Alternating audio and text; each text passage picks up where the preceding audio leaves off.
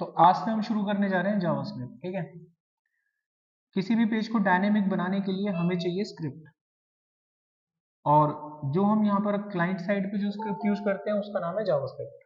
तो इसको हम शुरू से लास्ट तक पढ़ेंगे जो भी हमारे कंटेंट में।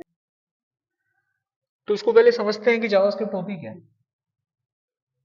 JavaScript is a mini Java programming. किसी को जावा प्रोग्रामिंग आती है तो उसके लिए आसान है। नॉर्मल बेसिक प्रोग्रामिंग जैसे हम वहां करते थे वैसे इसमें भी होती है।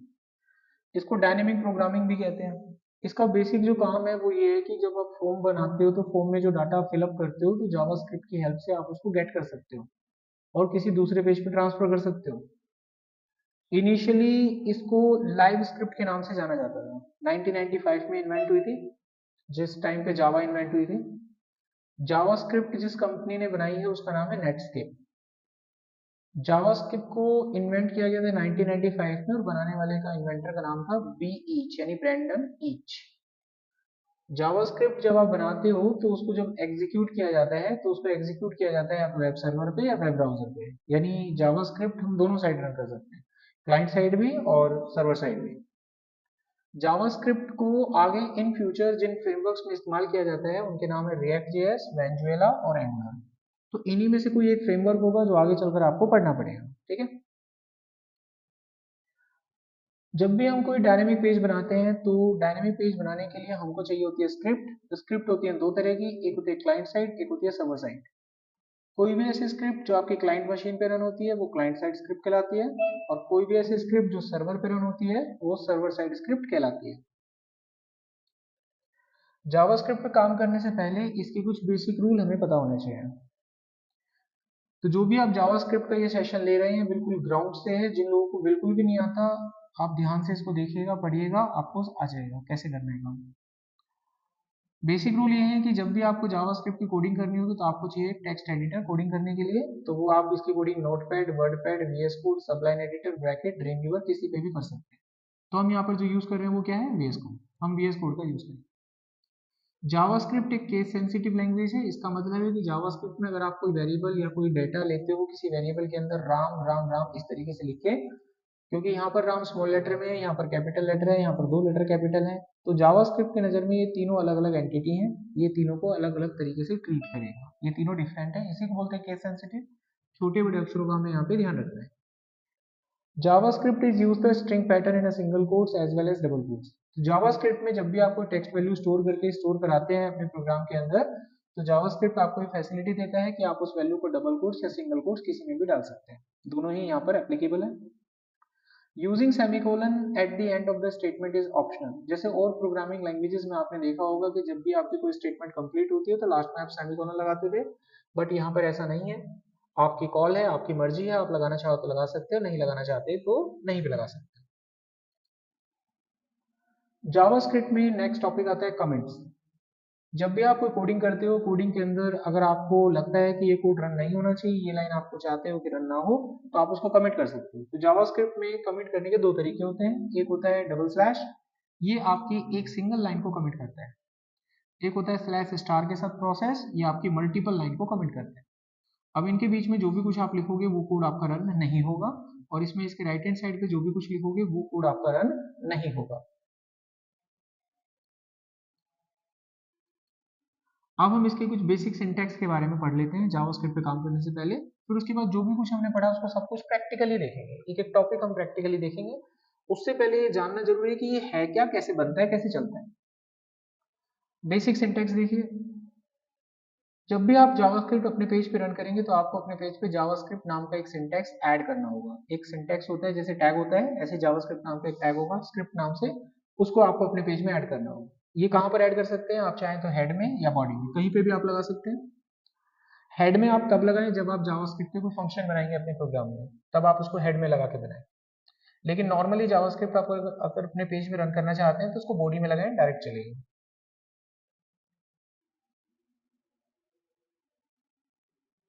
यहाँ पर एक नीचे सिंटेक्स दिया गया है। अगर आपको HTML पेज पे जावास्क्रिप्ट ऐड करना है तो this is the simple syntax. आपको ये सिंटेक्स अपने पेज पे लगाना होगा जावास्क्रिप्ट को रन करने के लिए। चलिए साथ के साथ बनाते भी रहते हैं। हम जाएंगे अपने प्रोजेक्ट फोल्डर पे जहां पर भी हमको काम करना है। तो हम अपने फोल्डर में आ गए। यहाँ पर राइट क्लिक करेंगे और ओपन विद द कोड।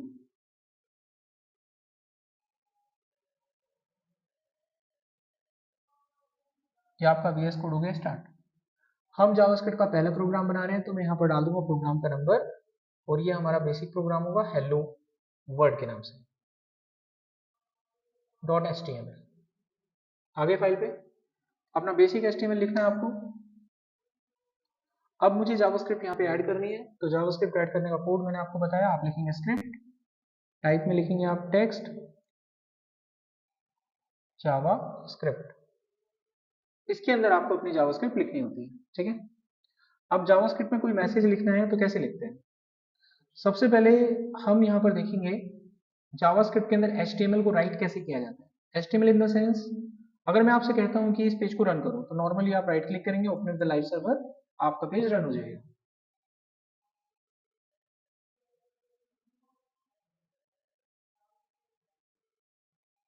अब इन दोनों पेजेस को मैं साइड बाय साइड लगा लेता हूँ, इसको इस साइड में और इसको इस साइड में, दोनों आमने सामने। अब आपको सबको पता है कि HTML पे कैसे लिखा जाता है। बॉडी के अंदर जाएंगे, कोई टैग लगाएंगे तो HTML पे लिखा जाता है, आपको सबको पता है। देखिए लिखा जा रहा है वहां पर, HTML में आ रहा है डाटा। लेकिन अगर मैं कहता हूं कि जावास्क्रिप्ट की हेल्प से HTML लिखो, तो बड़ा मुश्किल है। आप इसके अंदर हेडिंग 1 लिखकर देखिए, नहीं लिखा जाएगा। मैंने इसके अंदर एक हेडिंग 1 बनाई और इसमें डाटा लिखा, ये काम नहीं कर रहा है। It is not working like that. तो जावास्क्रिप्ट में कैसे लिखते हैं? इस पेज के ऊपर आपको कुछ लिखना है जावास्क्रिप्ट में, तो हम यहाँ पर यूज करते हैं एक ऑब्जेक्ट जिसका नाम होता है डॉक्यूमेंट डॉट राइट। इसकी हेल्प से आप इसके अंदर जाके HTML की कोडिंग लिख सकते हो, जो भी आपको लिखना है। अगर मुझे हेडिंग 1 बनानी है तो मैं यहाँ पे लिखूंगा H1। जैसे आप HTML लिखते हो प्रॉपरली, आप HTML यहाँ पे लिख सकते हो। आप जो भी नाम यहाँ पे लिखेंगे वो वहां पर टाइप होगा, लाइक दस। आगे समझ में? अब मैं अगली लाइन में कुछ लिखना चाहता हूँ, एक पैराग्राफ बना के, तो BR बिल्कुल HTML की तरह ट्रीट करें आप इसे। एक मैंने पैराग्राफ बनाया, क्लोज करा, और इस पैराग्राफ में जो भी आप लिखेंगे वो यहाँ पे टाइप होगा। अब मैं लिखने के लिए डमी टेक्स्ट यहाँ पे जनरेट कर लेता हूँ। लॉरेन लिखेंगे, 5050 लिखेंगे तो डमी टेक्स्ट आ जाएगा आपके पास। अब इस डमी टेक्स्ट को मैं यहाँ से कट कर लेता हूँ और इसको यहाँ पे डाल देता हूँ। आप देखेंगे पूरा पेज बन रहा है आपके पास। और ब्रेक अगर आपको नहीं लगाना है तो ब्रेक आप यहाँ से हटा दीजिए और वो ऊपर की तरफ शिफ्ट हो जाएगा। तो यहाँ पर हमने क्या सीखा कि how to write HTML in JavaScript. तो हम जावास्क्रिप्ट में अपना HTML का पेज कैसे डिजाइन कर सकते हैं। तो अभी हमने यहाँ पर सीखा कि how to write HTML in JS। अब आगे बढ़ते हैं, how to apply CSS in JavaScript file. अभी हमारे पास ये है जावास्क्रिप्ट का कोड, अब हम इसके ऊपर CSS लगाएंगे, ठीक है। तो आपका ये कोड डिस्ट्रॉय ना हो, मैं इसे कॉपी कर लेता हूँ और एक दूसरा प्रोग्राम हम यहाँ पर बनाते हैं जिसमें हम लिखेंगे CSS इन JS।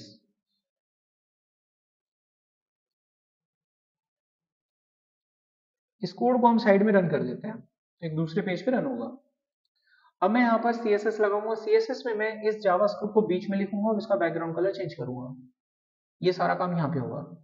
मुझे हेडिंग 1 पे काम करना है तो यहाँ पे आप जाएंगे और यहाँ पर अपने CSS लगाएंगे, लाइक स्टाइल, सिंगल कोट्स के अंदर जाएंगे, यहाँ पर आप लिखेंगे बैकग्राउंड कलर, ये मैंने कर दिया ब्लू, तो आप देखेंगे उसका बैकग्राउंड कलर ब्लू हो चुका है। फॉन्ट का कलर हमने चेंज किया व्हाइट, तो वो व्हाइट हो चुका है। इसको बीच में लेके जाना था, हमने लिखा टेक्स्ट अलाइन सेंटर, तो ये सेंटर भी जा रहा है। तो यहाँ पर हम देख रहे हैं कि जावास्क्रिप्ट के अंदर रहते हुए CSS कैसे लगाना है आपको, तो प्रॉपर CSS भी लगाया जा सकता है। अब हम बात करेंगे वेरिएबल की। वेरिएबल क्या होता है पहले समझिए आप। किसी भी प्रोग्रामिंग लैंग्वेज में वेरिएबल एक अहम रोल प्ले करते हैं। वेरिएबल बेसिकली यूज किए जाते हैं डाटा को स्टोर करने के लिए। जो भी कंप्यूटर में आपका डाटा होता है उसको स्टोर करने के लिए आप कंप्यूटर में कोई लोकेशन बनाते हैं, मेमोरी क्रिएट करते हैं, उस मेमोरी को जो नाम दिया जाता है वही वेरिएबल कहलाता है। जावास्क्रिप्ट में वेरिएबल क्रिएट किए जाते हैं var नाम के कीवर्ड से, और उसकी खास बात क्या है कि इसमें किसी भी तरह का डाटा डाला जा सकता है, और ये होता है जावास्क्रिप्ट का एक फीचर जिसका नाम होता है लूज कपलिंग। तो इसमें कोई भी डाटा स्टोर करते समय उसके साथ उसका टाइप बताना कंपल्सरी नहीं होता। एग्जाम्पल के रूप में अगर आपको कोई नंबर स्टोर करना है तो आप लिखेंगे var a और 10 डाल देंगे, ये इंटीजर बन जाएगा। अगर आपको इसमें कोई टेक्स्ट वैल्यू डालनी है तो var b लिखा आपने और इसमें वैल्यू डाल दी, बन गया टेक्स्ट। तो चलिए आपको ये वैल्यू एक बार कॉल करके यहाँ पर दिखा देते हैं। हम यहाँ पर बनाएंगे अपना तीसरा प्रोग्राम जिसमें हम सीखेंगे वेरिएबल के बारे में।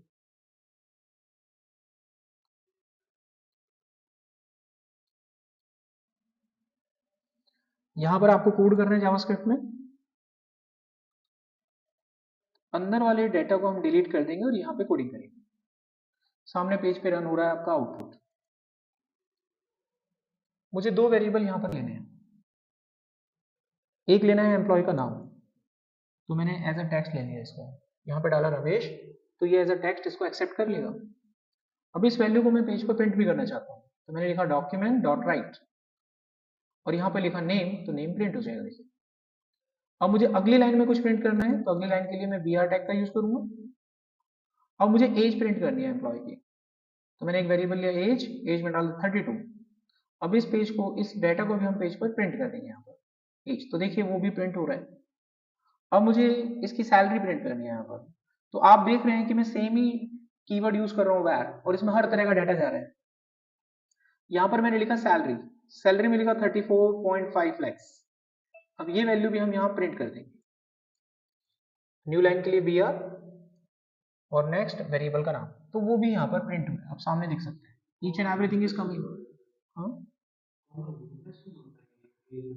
कभी भी ये तो प्रोग्रामिंग का हिस्सा होता है। कोई प्रोग्रामिंग अगर हम करते हैं, किसी प्रोग्रामिंग में दो टेक्स्ट आपस में अपेंड करने के लिए इसी प्रोसेस का इस्तेमाल किया जाता है। ओके, पाइथन के अंदर कॉमा यूज होता है। It's it's a mini Java programming बताया गया था ना, तो जावा प्रोग्रामिंग में कॉमा यूज नहीं करते, क्या यूज करते हैं, प्लस यूज करते हैं। तो वही फॉर्मेट यहाँ पर आपका यूज होगा। जब भी आपको किसी वेरिएबल के साथ कोई चीज ऐड करनी है, तो इसी तरीके से आप आगे बढ़े।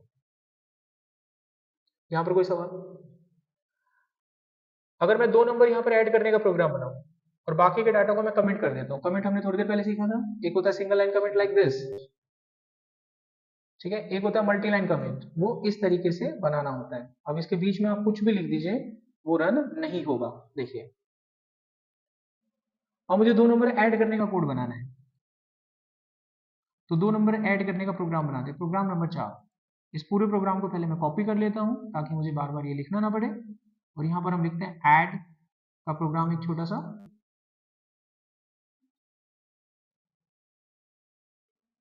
यहां पर हम दो नंबर लेंगे और उनको ऐड कर देंगे। कोड को सामने रन कर लेते हैं, पेज को, ये सामने रन हो गया नया प्रोजेक्ट। यहां पर मैंने लिए दो नंबर, वेरिएबल में a, इसमें डाला 10, एक डाला b, इसमें डाला 20, एक वेरिएबल c ले लिया। c के अंदर हमने a प्लस बी कर दिया और इसको कर दिया पेज पर print, document dot write and then c। आप देखेंगे 30 आ रहा है, तो इन दोनों को कैसे ट्रीट करा, वो इंटीजर ट्रीट कर रहा है ना। ओके, जैसे आप कोई वैल्यू डालते हैं, ऑटोमेटिकली वो उसको उस टाइप में कन्वर्ट करके काम करते हैं। तो ये है वेरिएबल को यूज करने के प्रोसेस। ओके, कोई दिक्कत यहाँ तक, कोई क्वेश्चन किसी का?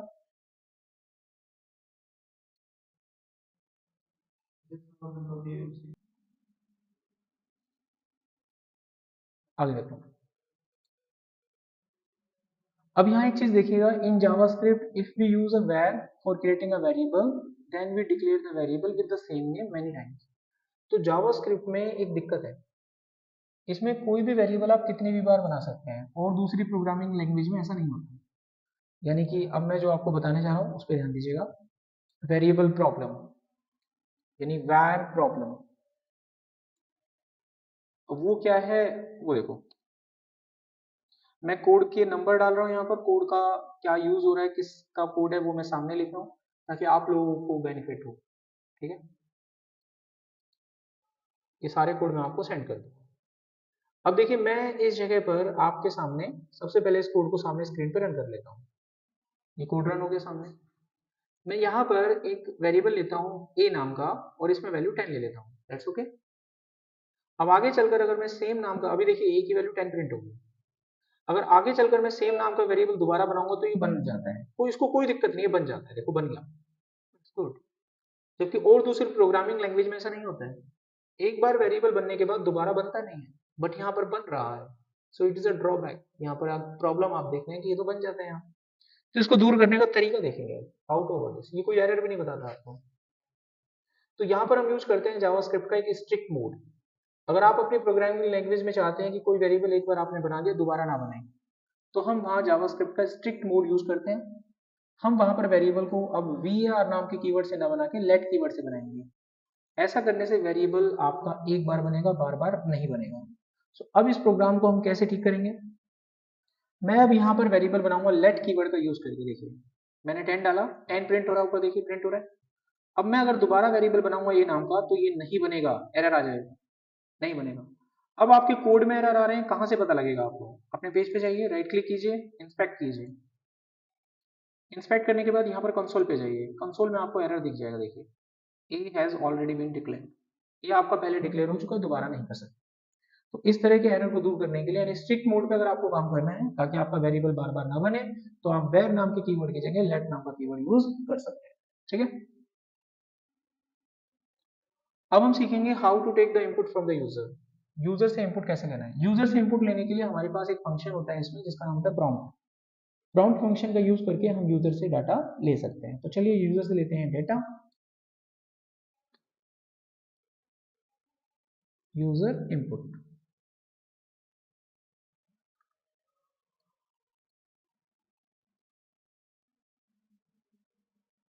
तो मैं यहाँ पर सबसे पहले क्या करूंगा, कुछ वेरिएबल बना लेता हूँ, जैसे नेम नाम का एक वेरिएबल बना है, इसमें यूजर से डाटा लेना है, तो हम फंक्शन कॉल करेंगे प्रॉम्प्ट।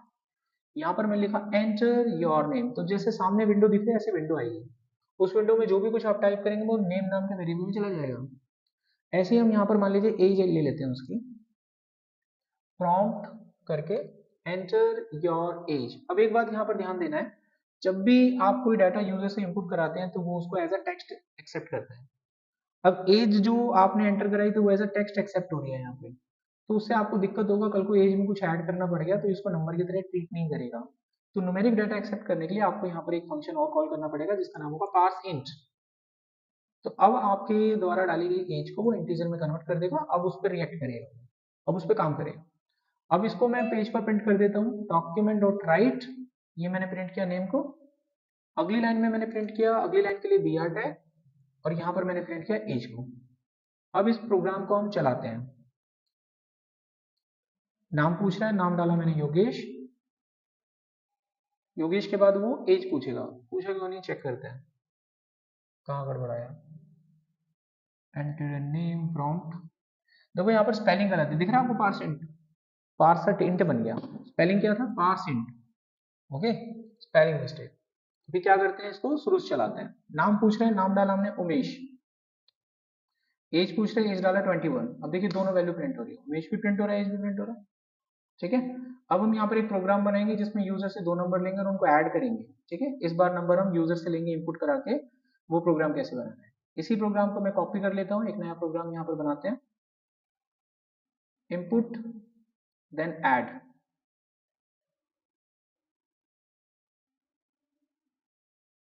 ये मैंने कोड कर दिया है पेस्ट यहाँ पे, सेम अपना वाला सामने स्क्रीन पे गया है, उसको रन एग्जीक्यूट। अब मेरे को दो नंबर यहाँ पर यूजर से चाहिए, पहला नंबर मैंने ले लिया n1 और दूसरा नंबर मैंने यहाँ पे कर दिया n2। उसको भी हम इंटीजर में करेंगे कन्वर्ट, तो यहाँ पे लिखेंगे पार्स इंट, पार्स इंट, और यहाँ पर आप लिखेंगे प्रॉम्प्ट।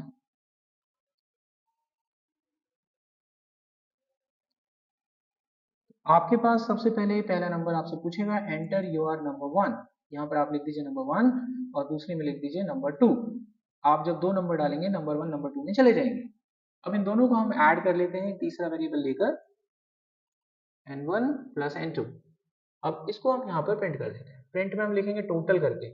यहाँ पर मैंने एक मैसेज लिखा टोटल, डबल कोट्स में जो लिखते हैं वो एज इट इज प्रिंट होता है, साथ में वेरिएबल की वैल्यू प्रिंट करेंगे, दैट इज n3। अब हम कोड को रन करते हैं, Alt LO, स्क्रीन पे कोड रन होगा। कोड रन होने के बाद वो हमसे डाटा पूछेगा, डाटा एंटर करना है बस हमें। ओके, फिर से देखो कोई spelling mistake, parse int, spelling check कीजिए सबका। तो स्पेलिंग मिस्टेक क्या हुई है, फंक्शन है तो पी छोटा चलेगा यहाँ पर। Now it's perfectly run. अब हम इसको फिर से रन करेंगे, रन दिस। पहला नंबर हमने डाला 32, दूसरा नंबर हमने डाला 12, दोनों नंबर ऐड हो जाएंगे और आंसर आएगा 44। देख सकते हैं, अगर आप इसको इंटीजर में कन्वर्ट नहीं करते तो ये ऐसे ऐड नहीं करता, वो उसको टेक्स्ट मान के काम करता। इसका उत्तर आपको मिलता है 32 प्लस 12 पर 3212। जैसे टेक्स्ट ऐड होते हैं, राम प्लस श्याम राम श्याम होते हैं, ऐसे ही 32 और 12 32 12 बन जाता है। ओके, नंबर में कन्वर्ट करने से ऐसा हुआ। अगर आप पॉइंट की वैल्यू चाहते हैं, जैसे अभी इस कोड को रन करेंगे तो पॉइंट के नंबर पे काम नहीं करेगा ये। 3.4, 34.4 या 3.4 मैंने डाला, अपना नंबर डाला 2.3, तो ये पॉइंट के नंबर पे काम नहीं करेगा। पॉइंट का नंबर अगर आपको चाहिए तो बस आपको एक छोटा सा चेंज करना होगा, तो मैं इसी प्रोग्राम में उसे कर देता हूँ। इन दोनों को मैं करता हूँ कमेंट। सिर्फ आपने जहाँ पार्स इंट लिखा है वहां पर आपको पार्स फ्लोट करना होगा। अब फ्लोट जो होता है वो पॉइंट के नंबर पे काम कर लेता है। अब आप इस कोड को चलाइए। अब मैंने नंबर डाला पहला 3.4, अगला नंबर डाला 1.2 और आपको आपका उत्तर मिल जाएगा। समझ में आ गया यहाँ तक? ये भी हमने बता दिया है, मल्टीप्लाई भी हो जाएगा। अब हम बात करते हैं ऑपरेटर्स की। जब भी कभी डाटा के ऊपर काम किया जाता है, कोई भी ऑपरेशन अगर आपको डाटा पे परफॉर्म करना है, then we require an operator. Operators क्या होते हैं? That are basically the symbols that perform operation on the operand. Example के रूप में अगर आपके पास कोई एक्सप्रेशन है x प्लस वाई, तो यहाँ पर ये जो प्लस है वो एक ऑपरेटर है और x और y आपके ऑपरेंड है। इसी तरीके से इक्वेशन है हमारे पास x प्लस 32 डिवाइड बाई 23, तो यहाँ पर जो ऑपरेटर है वो है प्लस और डिवाइड, और बाकी की जो चीजें आप देख रहे हैं वो आपके ऑपरेंड है।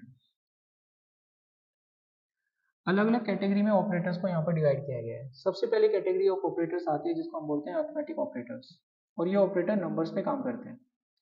इसमें हमारे पास ये 5 ऑपरेटर्स होते हैं। पहला होता है प्लस, इसका काम होता है ऐड करना। दूसरा है माइनस, इसका काम है सब्ट्रैक्ट करना। तीसरा ऑपरेटर है मल्टीप्लाई, ये आपको नंबर मल्टीप्लाई करके देता है, सामने एग्जांपल आप देख सकते हैं। चौथा ऑपरेटर है डिवाइड, 9/4 करोगे तो उत्तर आपको 2.25 मिलेगा। नेक्स्ट ऑपरेटर है रिमाइंडर ऑपरेटर, इसको मोडुलो भी कहते हैं, ये आपको रिमाइंडर निकाल के देता है। एक बार इसको प्रैक्टिकली सिस्टम पे देख लेते हैं, वेरीफाई कर लेते हैं कि all this are working fine और नॉट। पूरे कोड को हम कॉपी करेंगे, प्रोग्राम नंबर 8, इसका नाम मैंने डाला अरिथमेटिक ऑपरेटर, ये हमने पेस्ट कर दिया। स्क्रीन को फिल्ड किया, इसको हमने हटाया यहाँ से, बस हमें कोडिंग करनी है इसकी। तो मैंने क्या करा यहाँ पर कोडिंग करने के लिए, यहाँ पे लिखा डॉक्यूमेंट डॉट राइट, डायरेक्ट मैं आपको ऑपरेटर यूज करके दिखाऊंगा। पहला ऑपरेटर मैंने यूज करा 9 प्लस 8, तो देखिए 17 आ चुका होगा। बस आपको इनका मतलब समझना है, जोड़ने का काम कर रहे हैं, सामने दिख रहा होगा ये जोड़ता है नंबर। 9 और 8 जोड़ने पर कितना बनेगा? 17 बनेगा, जो हमने देखा। अब मैं अगली लाइन पे जाऊंगा, उसके लिए बी आर टाइप। अब हमने लिखा माइनस, यानी 9 माइनस 8, तो सामने दिखेगा आपको 1।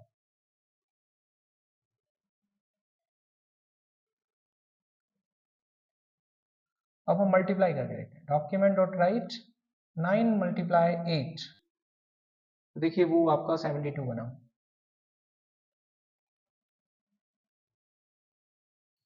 डिवाइड देखते हैं,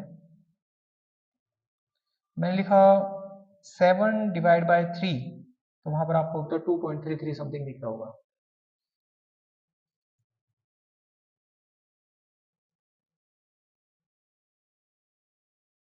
नेक्स्ट देखिए, अगर मेरे को रिमाइंडर चाहिए था तो 7 रिमाइंडर बाय 3, तो देखिए रिमाइंडर आएगा 1। तो जो ऑपरेटर जैसा बताया गया था वैसे ही ये परफॉर्म कर रहे हैं, ठीक है। नेक्स्ट देखो, नेक्स्ट हमारे पास आते हैं असाइनमेंट ऑपरेटर्स। तो किसी को वैल्यू असाइन करने के लिए शॉर्टकट तरीका होता है ये। अब जरा देखो ये कैसे बिहेव करते हैं। वापस से मैं कॉपी करूंगा प्रोग्राम को, and now make it another program, assignment.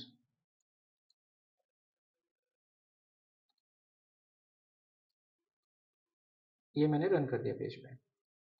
इनकी मुझे जरूरत नहीं है, आई जस्ट रिमूव इट। मान लीजिए मेरे पास एक वेरिएबल है x, वैल्यू है 10। कोई आपसे कहता है कि इसकी वैल्यू को प्रिंट करो, तो नॉर्मली हम प्रिंट कर सकते हैं इसको, तो ये हमें वैल्यू बता देगा। अब आपको कोई कहता है कि इसमें 5 ऐड करो, तो आपको लिखना होगा x is equal to x plus 5, that's okay, 15 आ गया। लेकिन कोई शॉर्टकट तरीका है जिसमें हमें x को एक ही बार लिखना पड़े और 5 इसमें ऐड हो जाए? तो अब शॉर्टकट तरीका देखिए, मैं x में 5 ऐड करके लिखूंगा और x को एक ही बार इस्तेमाल करूंगा, वो है plus equal to 5। Now this is the shortcut. समझ में आया? ये होते हैं तरीके। ऐसे ही मैं इसमें 5 गुना करना चाहता हूँ, तो x multiply is equal to 5, 5 से गुना हो जाएगा। देखिए मुझे मान लीजिए इसमें से 3 माइनस करना है, तो x minus is equal to 3, automatically 3 minus हो चुका है। शॉर्टकट तरीका, उसमें बार बार आपको x लिखना नहीं पड़ा। समझ में आ गया पॉइंट? नेक्स्ट हमारे पास ऑपरेटर आते हैं कंपैरिजन ऑपरेटर्स। इनका यूज किया जाता है डाटा को आपस में कंपेयर करने के लिए, और ये आपको रिटर्न करते हैं ट्रू या फॉल्स वैल्यू।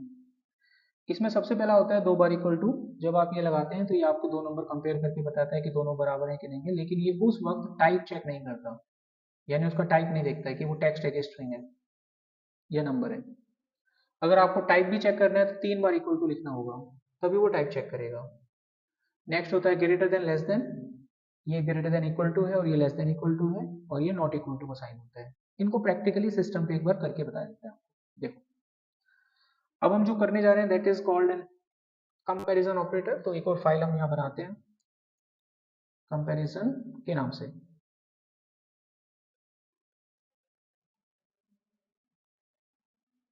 प्रोग्राम को साइड में करते हैं रन।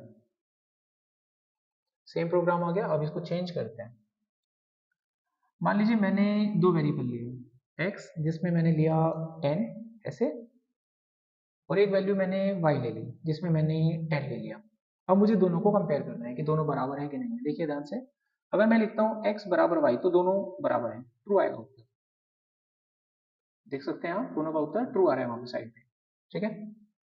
अगर मैं इक्वेशन में लिखता हूँ कुछ इस तरीके से, पहले न्यू लाइन पे जाएंगे आप। अब मेरे को डाटा टाइप भी चेक करना है, डाटा टाइप के हिसाब से बराबर नहीं है। पहला टेक्स्ट है तो दूसरा नंबर है, उसके हिसाब से मैच नहीं होना चाहिए। तो तीन बार इक्वल टू लगाकर मैच करें, अभी फॉल्स बताएगा। तो नंबर को तो, वैल्यू को तो चेक करता ही करता है, साथ में टाइप को भी चेक करता है। ठीक है। नेक्स्ट देखिए,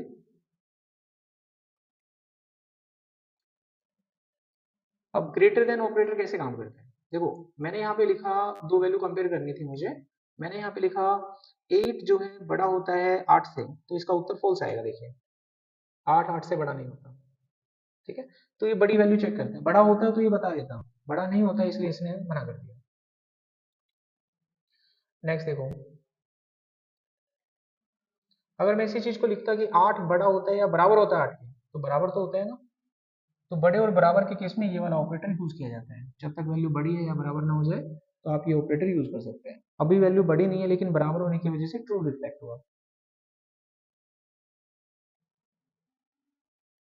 नेक्स्ट होता है जब हम चेक करते हैं 8 8 से छोटा है, किसी छोटी वैल्यू को चेक करने के लिए ये वाला साइन यूज होता है।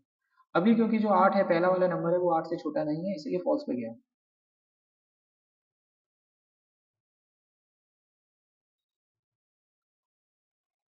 अगर हम लिखते हैं 8 लेस देन इक्वल टू 8, तो ये ऑपरेटर चेक करता है कि वैल्यू अगर छोटी है या बराबर है, तभी वो ट्रू बनाता है। तो अभी जो आप ऑपरेटर पढ़ रहे हैं इसमें आपको ऑपरेटर का मतलब समझाया जा रहा है कि ऑपरेटर का अर्थ क्या है, ये ऑपरेटर क्या काम करता है, क्यों चेक करते हैं हम इसे। ठीक है। तो ये हमारे पास सारे के सारे कंपैरिजन ऑपरेटर हैं। एक ऑपरेटर और है हमारे पास, नॉट इक्वल टू। अगर मैं यहाँ पे लिखता हूँ कि 8 बराबर नहीं होता 8 के, तो ये फॉल्स आएगा, क्योंकि 8 तो बराबर होता है। हम कह रहे हैं 8 8 के बराबर नहीं। अगर मैं लिखता है कि 8 बराबर नहीं होता 9 के, तभी वो ट्रू आता है। Got it. तो जब वैल्यू किसी के बराबर नहीं है और वो चेक कर रहे हैं तो आप ये ऑपरेटर यूज कर सकते हैं। तो ये थे हमारे पास comparison operators. Next category of operator आते हैं जिसमें आते हैं लॉजिकल ऑपरेटर्स। लॉजिकल ऑपरेटर हम तब यूज करते हैं जब हमारे पास एक से ज्यादा कंडीशन हो और उनके बीच में इसको लगाने की जरूरत पड़े। ये हमारे पास तीन होते हैं, एक होता है एंड, एक होता है और तीसरा होता है नॉट। एंड ऑपरेटर हम तब लगाएंगे जब हम चाहते हैं all condition should be true. ठीक है, सारी की सारी कंडीशन आपकी ट्रू हो, ऐसा अगर आप चाहते हैं तो बीच में एंड लगाएं। अभी देखिए, पहली कंडीशन दूसरी कंडीशन, ये ट्रू है ये फॉल्स है, इसलिए उत्तर फॉल्स बनेगा। क्योंकि एंड ऑपरेटर अगर ये दोनों ट्रू होते तो ही ट्रू रिफ्लेक्ट करता। ठीक है। और ऑपरेटर में उल्टा होता है, और ऑपरेटर कहता है at least one should be true, दोनों में से कोई एक ट्रू होना चाहिए। अब दोनों में से एक ट्रू होने की वजह से उत्तर ट्रू की तरफ जाएगा। अब इसका एक एग्जांपल करके देख लेते हैं। तो उसको समझाने के लिए मैं फिर से इसे कॉपी करता हूं और अगला प्रोग्राम, लॉजिकल ऑपरेटर।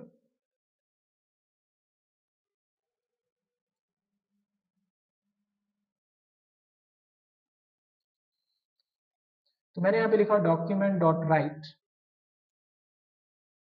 पहली कंडीशन मैंने लगाई कि 9 बड़ा होता है 9 से, फिर लगाया एंड ऑपरेटर, और उसके बाद मैंने लिखा कि 8 बड़ा होता है 3 से। इसका उत्तर फॉल्स बना, कारण क्योंकि पहला वाला ऑप्शन आपका फॉल्स हो चुका है, इसी वजह से वो इस तरफ गया। दूसरा देखिए,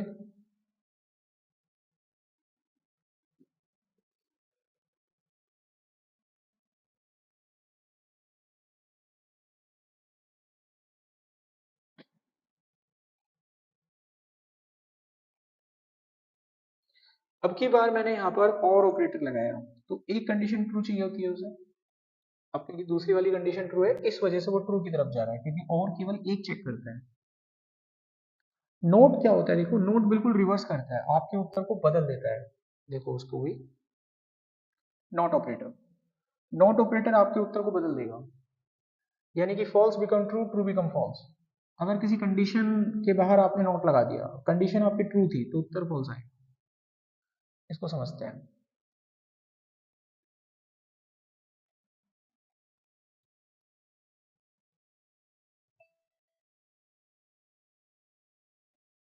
मान लीजिए मैंने यहाँ पे लिखा कि 9 जो है बराबर होता है 9 के, तो उत्तर ट्रू बन रहा है। लेकिन मैंने यहाँ पे नॉट लगा दिया, तो फॉल्स हो गया, उल्टा हो जाता है उत्तर आपका। तो ये थे आपके लॉजिकल ऑपरेटर्स। कोई क्वेश्चन किसी का? नेक्स्ट अब हम पढ़ने जा रहे हैं यहाँ पर बिट वाइज ऑपरेटर्स।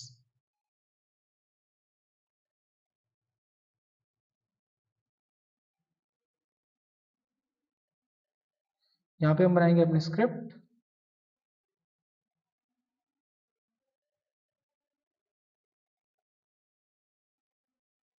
अब बिटवाइज ऑपरेटर क्या होते हैं, देखो बिटवाइज ऑपरेटर जो होते हैं डायरेक्ट आपके नंबर सिस्टम पे काम करते हैं।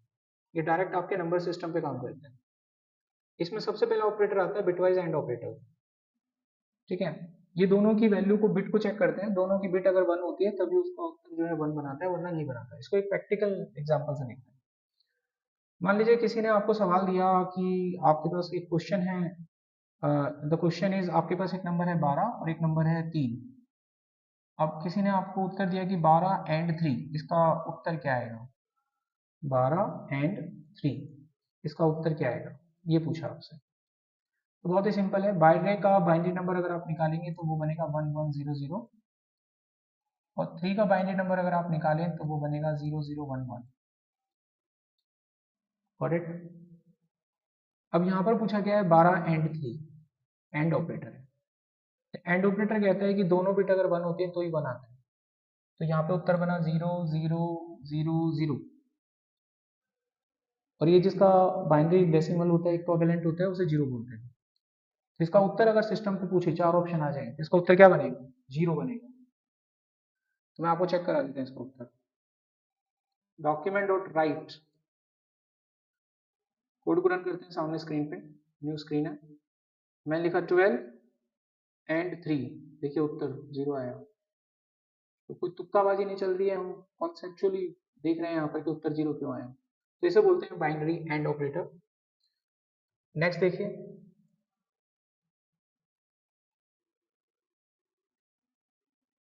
दूसरा जो ऑपरेटर होता है उसे बोलते हैं बाइनरी और ऑपरेटर, और इसको इस तरीके से लगाया जाता है, जैसे और ऑपरेटर में 2 बार लगता है, इसमें 1 बार लगता है। अब सेम सवाल करते हैं, 12 और 3, इसका क्या उत्तर है?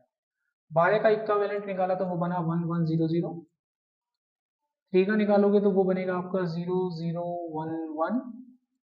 अब और ऑपरेटर क्या कहता है कि दोनों में से कोई भी एक ट्रू होना चाहिए, दोनों में से कोई भी एक 1 होना चाहिए, उत्तर 1 आ जाए। तो दोनों में से एक 1 है, तो 1 आ गया, 1 आ गया, 1 आ गया, 1 आ गया। तो इसका उत्तर कितना बनेगा? ये किसका इक्विवेलेंट होता है? 15 का। इसको नेट पर सर्च कर लेना, ये बाइनरी नंबर किसको रिप्रेजेंट करता है? 15 को। तो इसका उत्तर 15 आएगा। चेक करा देते हैं। डॉक्यूमेंट डॉट राइट, आप लिखिए 12 और 3, देख सकते हैं आप उत्तर 15 आ गया। तो आपने एक नया फॉर्मूला खोज लिया, 12 और 3 को जोड़ने का एक नया तरीका खोज हो गई अपने आप से। Got it? आगे देखिए, गॉट इट, लेकिन बहुत रेयर यूज होंगे ये बाइनरी नंबर्स आपके। नेक्स्ट देखिए, एंड हो गया, और हो गया। Now the next one is bitwise operators. ये क्या कहता है? It perform the Boolean exclusive or operations on each bit of its integer. both bit in the same it return the false, otherwise it return the true। यानी ये दोनों पे लागू होता है, यानी ये एंड भी होता है और भी होता है। इसको समझिए, सेम क्वेश्चन है 12 एंड 3, ऐसे जोर करके 12 का इक्विवेलेंट निकाला तो वो बना 1100, 3 का निकाला तो वो बना 0011। हमें एक्सोआर निकालना है। एक्सोआर में कहते हैं कि दोनों बिट अगर सेम होती है तो ही 0 आता है। अब दोनों बिट सेम नहीं है तो उत्तर 1 आएगा, तो इसका उत्तर भी 15 बनेगा। चेक करा देते हैं। डॉक्यूमेंट डॉट राइट, 12 XOR 3, उत्तर कितना बना?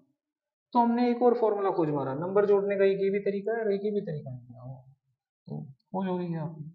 किसी को भी आप ऐसे चकमा दे सकते हैं। डॉक्यूमेंट डॉट राइट BR, हमने नंबर सिस्टम में जाके नंबरों को ऐड कर दिया, ऐसा कह सकते हैं। नेक्स्ट ऑपरेटर हमारे पास left shift operator. Left shift operator, इसमें जो बिट होती है वो लेफ्ट की तरफ शिफ्ट होती है आपकी, किसी भी नंबर को लेफ्ट साइड शिफ्ट करा सकते हैं। समझते हैं इसको। मान लीजिए एक नंबर है 12 और इसको किसी ने बोला कि लेफ्ट शिफ्ट करना है एक बिट, ठीक है। 12 का जो कोड होता है वो होता है 1100, ओके। अच्छा, ये नंबर सिस्टम जो चलता है एक फॉर्मूले को फॉलो करता है। फॉर्मूला क्या होता है? ऊपर पढ़ा होता है ऐसे 1 2 डबल करते जाइए नंबर 8 16, समझ गए? अगर मैं इसको लेफ्ट साइड शिफ्ट करूंगा तो लेफ्ट साइड शिफ्ट करने पर नंबर कुछ ऐसा प्राप्त होगा आपको, समझ में आया? लेफ्ट की तरफ पुश करोगे तो ऐसा आएगा, और जो खाली डिजिट होती है वहां पे जीरो डाल दिया जाता है। अब ये नंबर कैसे चेक करेंगे? अब ये बना ये वाला नंबर, करेक्ट। अब इस नंबर का नेट पे सर्च करोगे तो इसका उत्तर कितना बनेगा? 24। अब नेट पे सर्च भी नहीं करना, आपको फॉर्मूला बता रहे हैं। इसके ऊपर जिसके 1 के ऊपर जो नंबर लिखा होता है उनको जोड़ दो बस। 1 के ऊपर 8 लिखा हुआ है, 1 के ऊपर 16, तो उत्तर क्या बना? 24। तो इसका उत्तर 24 आएगा, चेक कर लीजिए। डॉक्यूमेंट डॉट राइट, यहाँ पे लिखा 12 लेफ्ट शिफ्ट 1, उत्तर देखिए 24 आएगा। एमसीक्यू क्वेश्चन आ गया तो आप एक एक क्वेश्चन को दे दे के मारोगे, अगर आपको टेक्निक पता है तो। ये वीडियो देख लेना बस। नेक्स्ट देखिए यहाँ पर डॉक्यूमेंट डॉट राइट,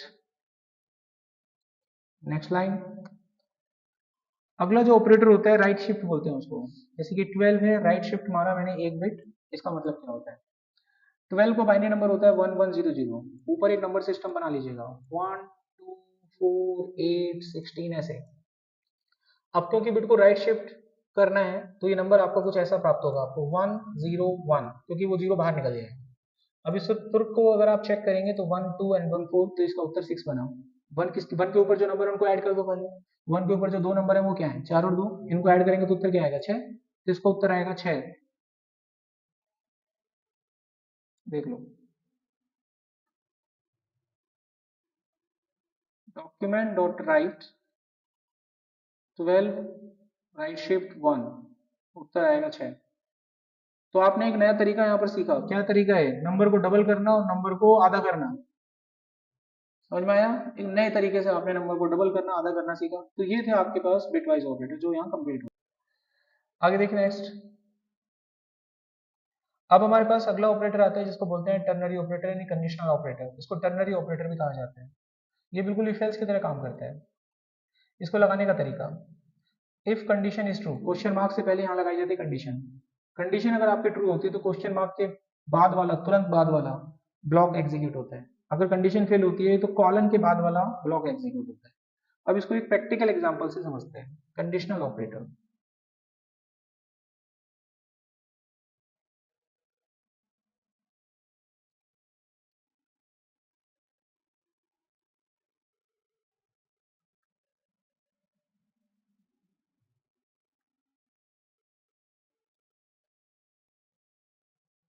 प्रोग्राम हो गया स्टार्ट। इसको अपने पास रखेंगे, बाकी टैब्स को मैं बंद कर देता हूँ। मान लीजिए मेरे पास यहाँ पर दो नंबर है, एक में 10 है और एक में 20 है। जो नंबर सबसे बड़ा है वो मुझे चाहिए। तो मैंने एक मैक्स नाम का वेरिएबल ले लिया। तो यहाँ पर मैंने लॉजिक लगाया कि x अगर बड़ा है y से तो x मिल जाए, नहीं तो y मिल जाए। समझ में आया? मैंने यहाँ लॉजिक लगाया, x लॉजिक लग चुका है, अब दिमाग डालिए अब थोड़ा सा। मैंने यहाँ पर लॉजिक लगाया कि x अगर y से बड़ा है तो मुझे x की प्राप्ति हो, नहीं तो y की प्राप्ति हो। अकॉर्डिंग टू दिस सिनेरियो ये फेल है, तो कौन सा डाटा मिलेगा मुझे? y वाला। तो y वाला जो भी नंबर है किसको मिल जाएगा? वो x को मिल जाएगा। यानी अब अगर मैं प्रिंट करूंगा तो मुझे मैक्स की वैल्यू मिल जाएगी। Document dot write and then max, एक ही लाइन में आपको कोड मिलेगा। अब कोई भी नंबर आप बड़ा कर लीजिए, वही नंबर प्राप्त होगा आपको। देखिए, जो नंबर बड़ा वही आपको मिलेगा। ठीक है।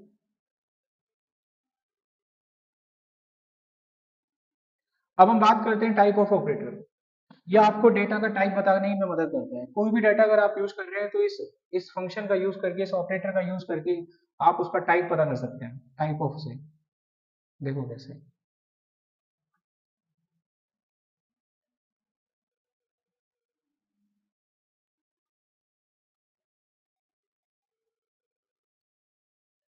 मान लीजिए मेरे पास एक वेरिएबल है x और इसमें वैल्यू 10 है, मुझे इसका टाइप पता करना है किस टाइप का है।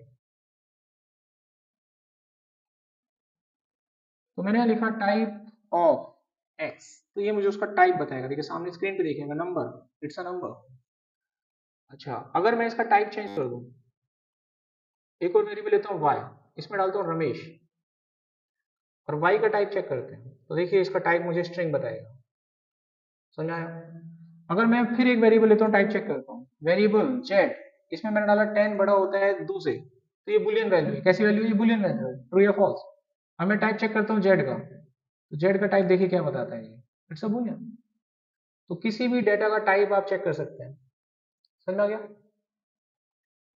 अब हम बात करेंगे यहाँ पर कंडीशनल स्टेटमेंट की, जिसमें हम प्रोग्राम बनाना सीखेंगे। तो कंडीशनल स्टेटमेंट में हम लोग पढ़ते हैं इफ एल्स। इसका यूज किया जाता है जब भी हमारे पास कोई ऐसी सिचुएशन हो जहाँ पर दो चॉइस हो और दो में से कोई एक रास्ता हमको चेक करना हो, तो हम इफ एल्स यूज करते हैं। ठीक है? जावास्क्रिप्ट में इफ एल्स यूज करने के तीन तरीके होते हैं, यानी तीन तरीके की स्टेटमेंट होती है। एक होता है खाली इफ स्टेटमेंट, एल्स मत बनाओ, इफ लगाओ चलता है। एक होता है इफ और एल्स स्टेटमेंट, इसमें इफ के साथ एल्स भी लगाना होगा। एक होता है इफ एल्स इफ स्टेटमेंट, इसमें मल्टीपल कंडीशंस होती हैं, यानी मल्टीपल चॉइस होती है, तब आप इसे यूज करते हैं। एक एक एग्जांपल देखते हैं सबका। इफ स्टेटमेंट का एग्जांपल देखते हैं, इससे पहले इसका सिंटैक्स देख लीजिए। इफ लिखेंगे आप, उसकी कंडीशन यहाँ पर पास करेंगे, कंडीशन अगर आपकी सेटिस्फाई होगी तो इफ ब्लॉक एग्जीक्यूट हो जाएगा, कंडीशन सेटिस्फाई नहीं होगी तो स्क्रीन पे कुछ नहीं आएगा। ठीक है? अब इसका एक प्रोग्राम है हमारे पास, जिसमें हम यूजर की एज को चेक करेंगे कि वो एलिजिबल है फॉर ड्राइविंग या सब। कोड बनाते हैं, कोड नंबर 15, और ये हम इफ के बारे में पढ़ रहे हैं यहाँ पर।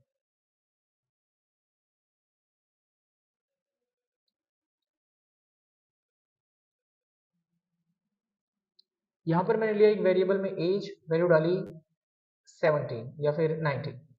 मुझे चेक करना है एलिजिबल है कि नहीं है। इफ में लगाया हमने कंडीशन, एज अगर ग्रेटर देन इक्वल टू 18 है, तो हमने यहाँ पर दिया एक मैसेज, एलिजिबल फॉर ड्राइविंग, तो वहां मैसेज आने लगा। लेकिन अगर इस वैल्यू को मैंने कम कर दिया तो कुछ भी नहीं आएगा स्क्रीन पे। समझ में आ गया? तो ये इफ का प्रोग्राम होगा। ऐसे केस को हम चाहते हैं कि कंडीशन के फॉल्स होने पर भी कोई उत्तर आए, तो उस स्टेटमेंट को इफ एल्स कहते हैं। हमें इसका एल्स पार्ट बनाना पड़ेगा।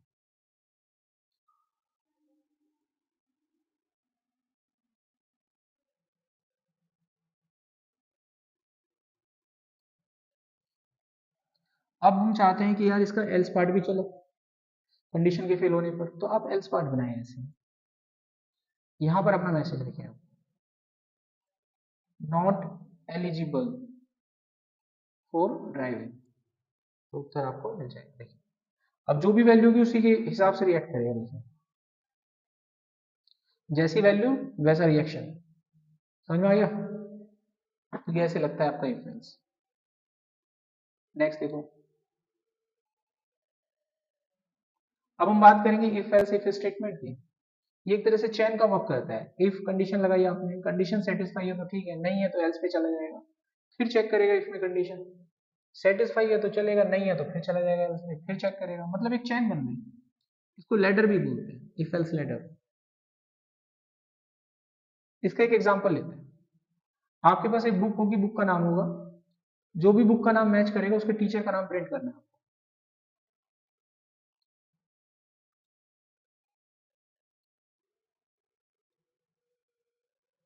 तो यहां बना रहे हैं इफ एल्स इफ का programme.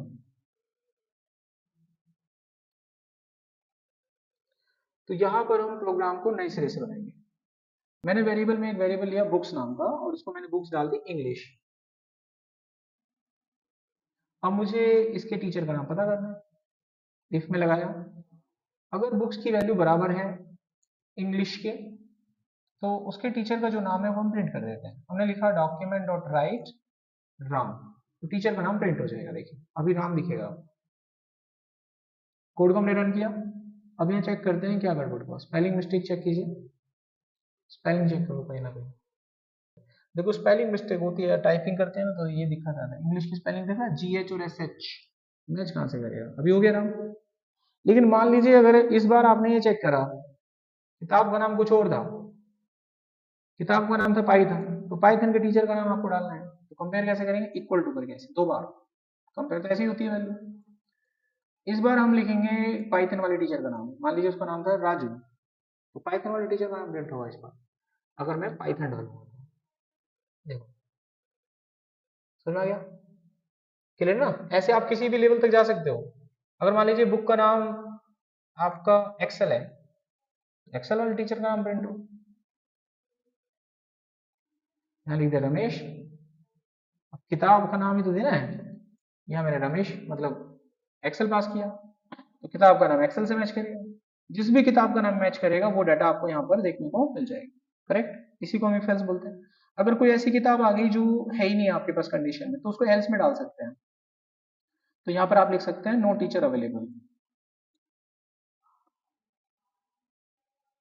No teacher available.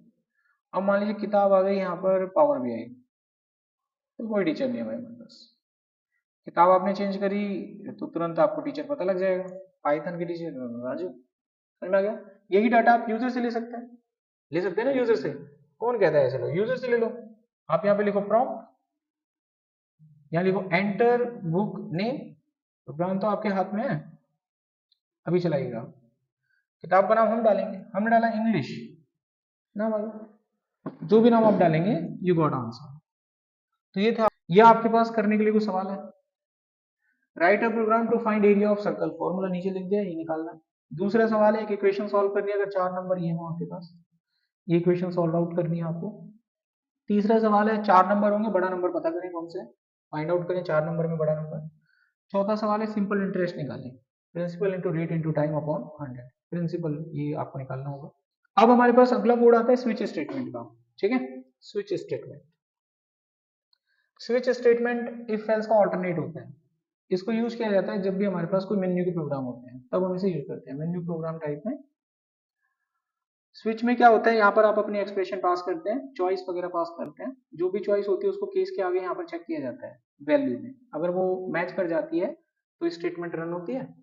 Break क्या करता है, आपको स्विच के बाहर ले जाता है, अगर ये वैल्यू मैच नहीं है तो दूसरे पे चेक करेगा, नहीं तो तीसरे पे करेगा, कहीं कहीं तो मैच होगी। मान लो कहीं भी मैच नहीं हुई तो डिफॉल्ट में जाएगा, और जो भी मैसेज आपको लिखना है, जैसे डिफॉल्ट जो होता है, जैसे इफ का एल्स पार्ट होता है ना, इफ नहीं चलता तो एल्स चलता है, ऐसे ही जब आपके कोई केस नहीं चलेगा तो डिफॉल्ट चलेगा। अब इसको एक प्रैक्टिकल से समझते हैं।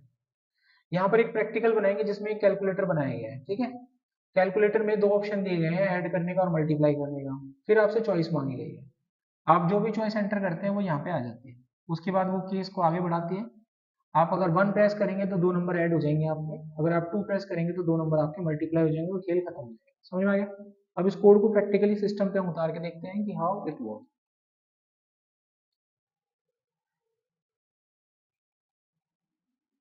कोड नंबर 18, स्विच का यूज हो रहा है यहाँ पर एज अ कैलकुलेटर।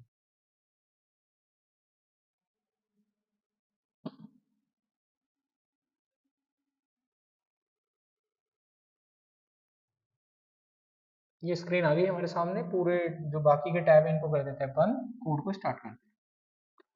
सबसे पहले हम एक मेन्यू दिखाएंगे यूजर को, तो उसके लिए मैंने यूज करा प्रॉम्प्ट का, यूजर को मेन्यू दिखाने के लिए।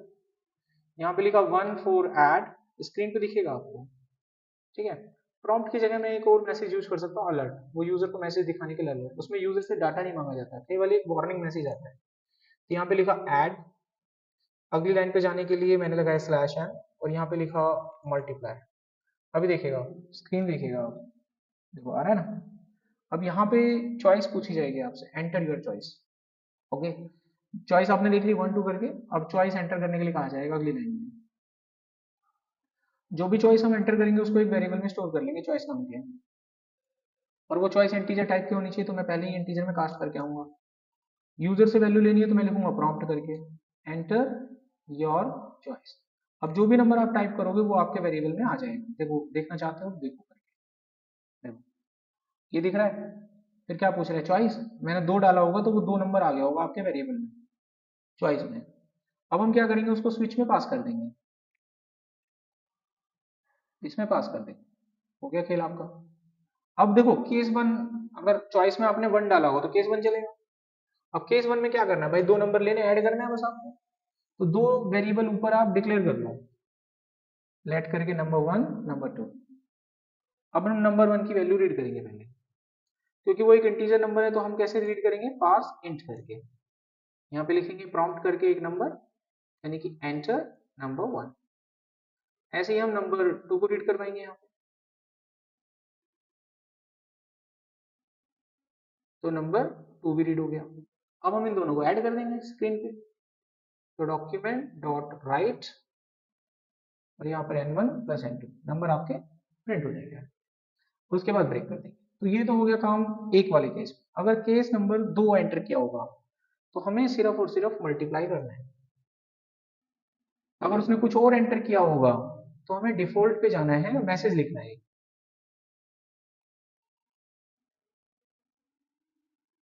मैसेज में लिख देना है इनवैलिड चॉइस।